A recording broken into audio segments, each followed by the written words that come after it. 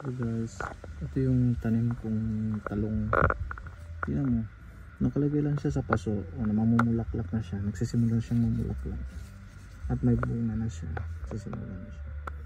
Tapos nagtanim ako ng kamuting bagong, ano ba to, sweet potato. Nag-start na siya, nilagay ko lang siya dyan.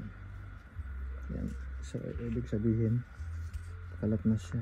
Ay, may panglagay na ako sa sinigang ko. Tsaka ang aking spring onion. May mga kasama pa yun sa ilalim. Ito kalabasa. May kalabasa ako. Butter squash. At itong aking mga kamatis.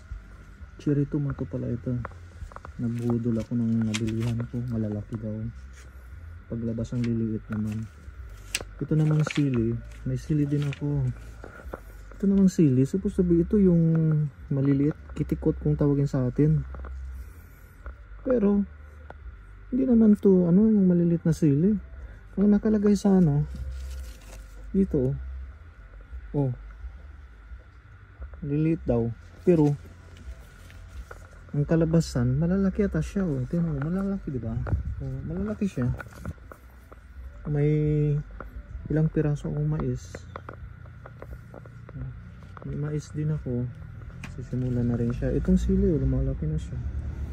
Mais, tapos may tanim akong upo. Yan, upo. Sisimula na siyang umakyat. May upo. Tapos may ano ba itong isa? Ito may panlagay ako sa beet pag nagluluto para matanggal yung amoy niya. Yan. Yung talong ko, dalawang paso. Ayan.